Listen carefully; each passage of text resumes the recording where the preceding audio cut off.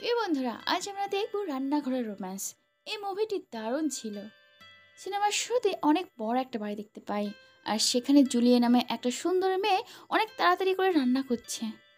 Julia এই বড় বাড়িতে রান্নার কাজ করে, আর সে ছোটবেলা থেকে এখানেই থাকে আর তার মাস্টারের জন্য রান্না করে। সবাই এত টেস্টি রান্না করে যে সবাই তো আঙুল চেটেপুটে খায়। এখানে আমরা জুলিয়ার মালিককে দেখতে পারি। সে কোনো বুড়ো লোক না, সে ছিল ইয়াং আর অনেক সুন্দর দেখতে। আর তার মালিকের নাম চ্যান। চ্যানের মা বাবা অনেক আগেই মারা গেছে। তাদের অনেক সম্পত্তি ছিল যেটা কিনা চ্যান পেয়েছে, আর সেটাই সে এখন দেখাশোনা করছে। চ্যান যখন বাড়িতে আসে সে দেখে জুলিয়া আর তার কাজিন ম্যারি ঝামেলা করছে। আসলে ম্যারি সবসময় জুলিয়াকে নিয়ে বুলি করে। সে তাকে বলে, তুমি কাজের লোক, কাজের লোকের মতো থাকবে। আর এই দুজনের ঝামেলার চক্করে জুলির হাত থেকে ওই বাড়ির একটা দামি ফুলদানি পড়ে ভেঙে যায়। চ্যান তো কোনো মতে তাদের দুজনের ঝামেলা থামিয়ে জুলিয়ার হাত ধরে রান্নাঘরে নিয়ে যায়। আর তারপরে বলে, তাড়াতাড়ি আমার জন্য খাবার বাড়ো, আমি সকাল থেকে কিচ্ছু খাইনি, খুব খিদে পেয়েছে। জুলিয়া বলে, আমি আজ রান্না করতে পারবো না, আমি আপনার উপরে খুবই রেগে আছি। ম্যারি সবসময় আমাকে নিয়ে মজা করে, কিন্তু আপনি ওকে কিছুই বলেন না। এই কথা শুনে চ্যান তার হাতে কামড় দিয়ে বলে, যদি তুমি না রান্না করো আমি তোমাকেই খেয়ে ফেলবো। জুলিয়া বলে, আমি কিন্তু সত্যি সত্যি বলছি, আমি কিন্তু একদম মজার মুডে নেই।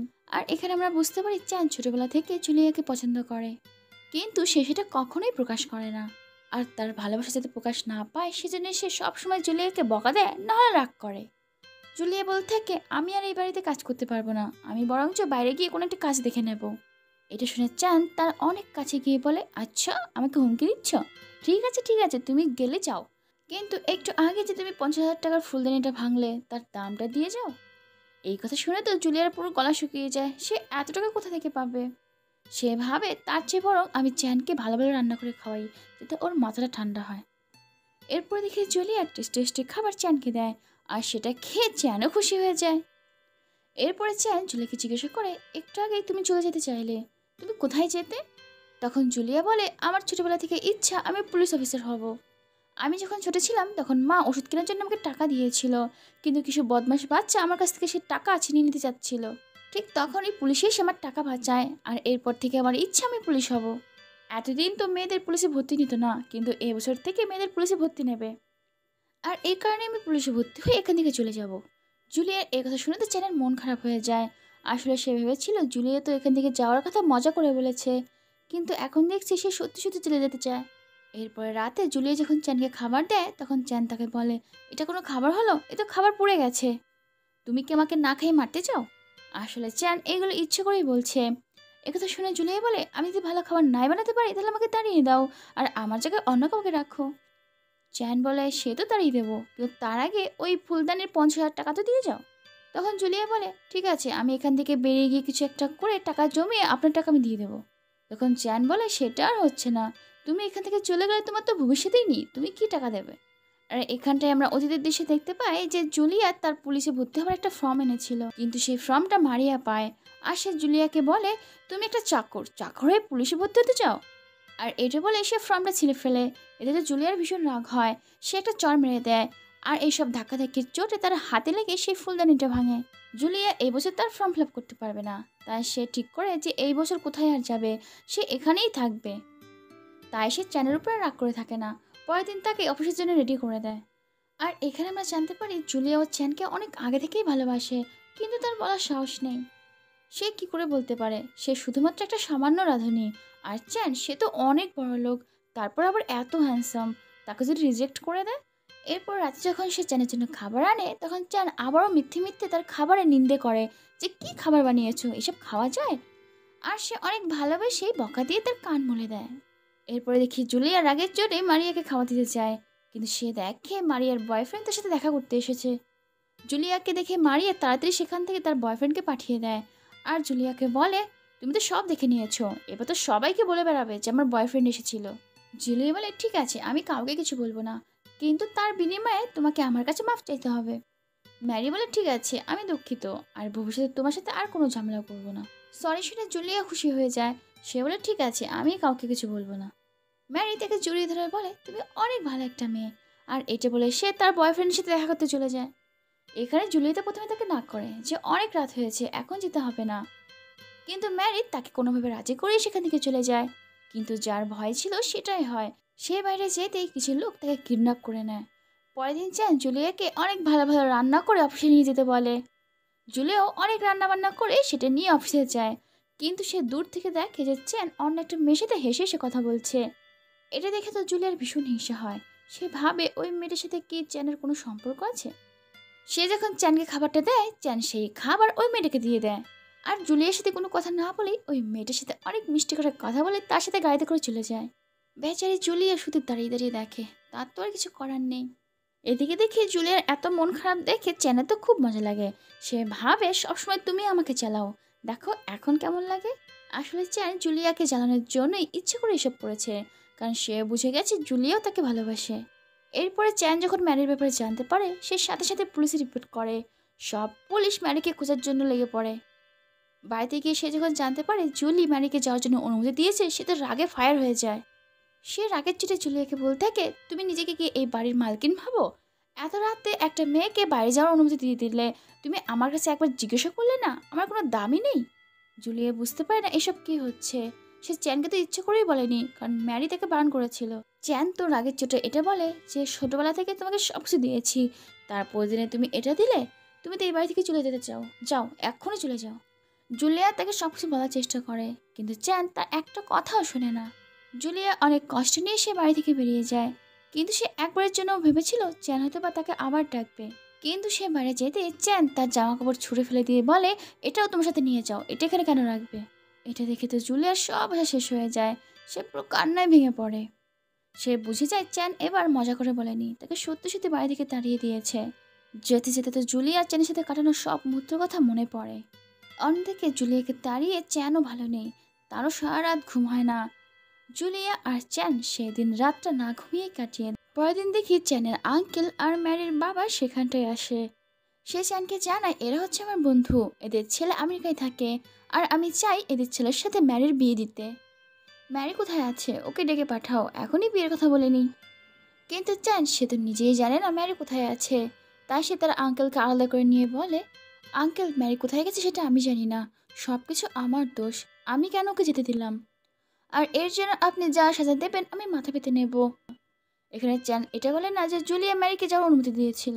এটা শুনে তো ওর আঙ্কেল খুবই রেগে যায় আর বলে, এই বোকা বোকা কাজ তুমি কি করে করলে? তুমি যে কাজটা করেছো তার জন্য তোমাকে সাজা দেবই।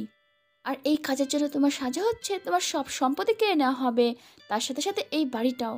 এটা শুনে চ্যান বলে, আমাকে 30 দিন সময় তো দিন, যদি এই 30 দিনের মধ্যে আমি ম্যারিকে না আনতে পারি তাহলে আপনি যা সাজা দেবেন আমি তাই মাথা পেতে নেব। 30 দিন পর আমার সব সম্পত্তি আপনার নামে লিখে দিয়ে আমি চলে যাব। যেন আঙ্কেল সেই সত্যি রাজি হয়ে সেখান থেকে রেগে মেগে চলে যায়। অন্যদিকে দেখে জুলিয়া একটা ছোট্ট হোটেলে রাঁধুনির কাজ করে।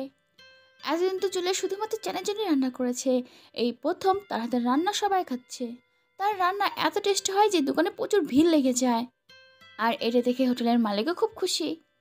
এদিকে হোটেলে সবাই জুলিয়ার রান্নার মজা নিচ্ছে না, কিন্তু অন্যদিকে চ্যান সে নতুন রাঁধুনির খাবার মুখেই তুলতে পারছে না।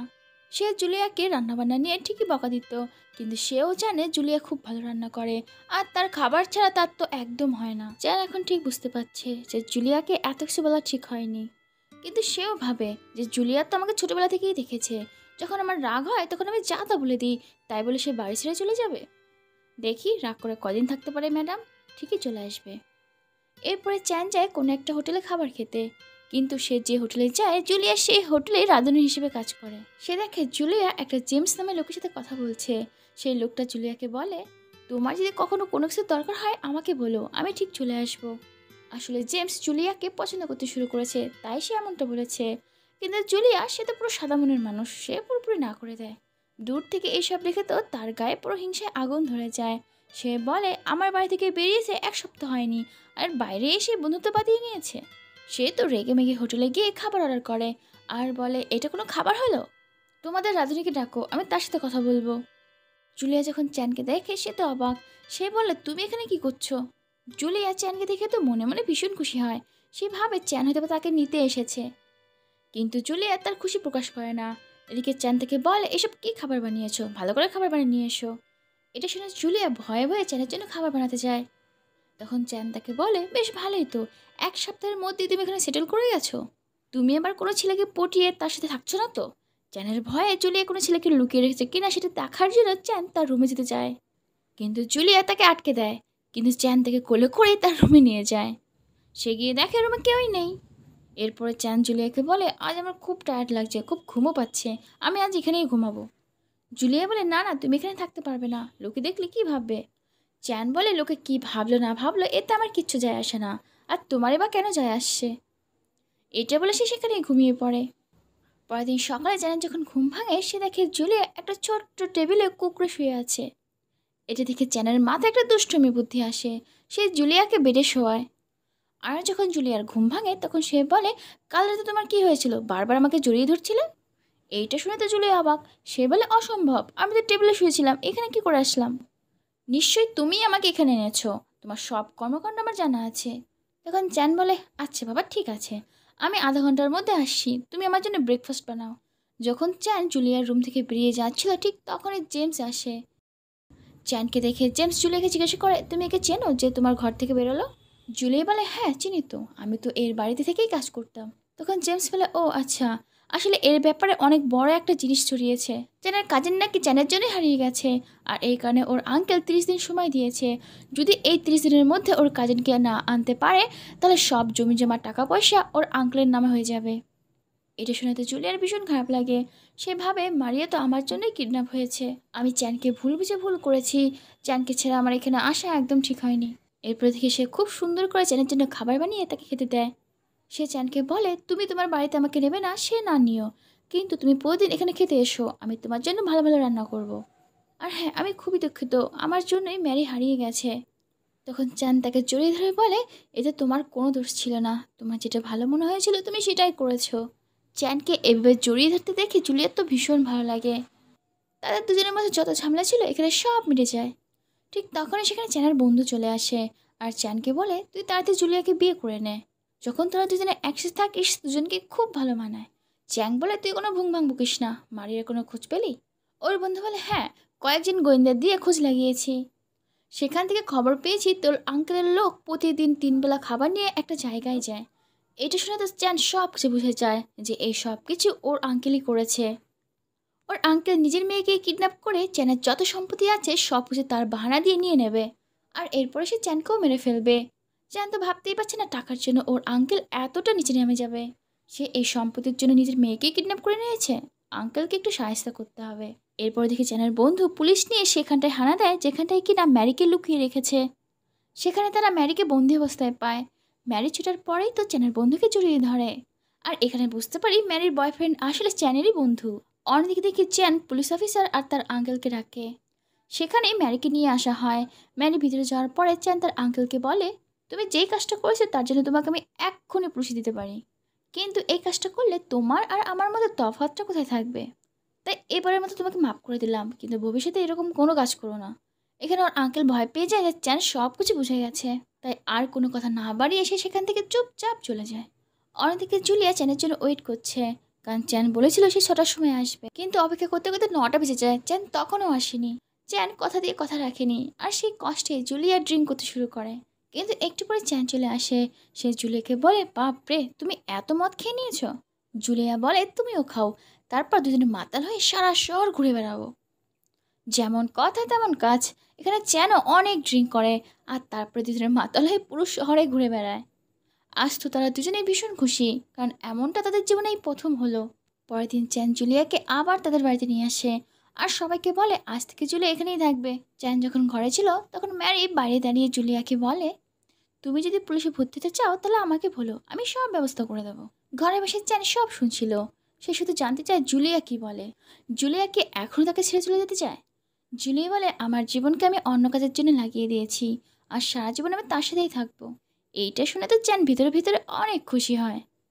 আর এরপরে দেখি দুজনেই প্রথমবার অফিসিয়ালি ডেটে যায়, আর তারা দুজনেই ভীষণ খুশি। আর এই হ্যাপি এন্ডিংয়ের মাধ্যমে এই সিনেমাটা শেষ হয়ে যায়। প্রিয় বন্ধুরা, তোমাদের যদি মুভিটি ভালো লেগে থাকে তাহলে অবশ্যই একটা লাইক আর কমেন্ট করতে ভুলো না।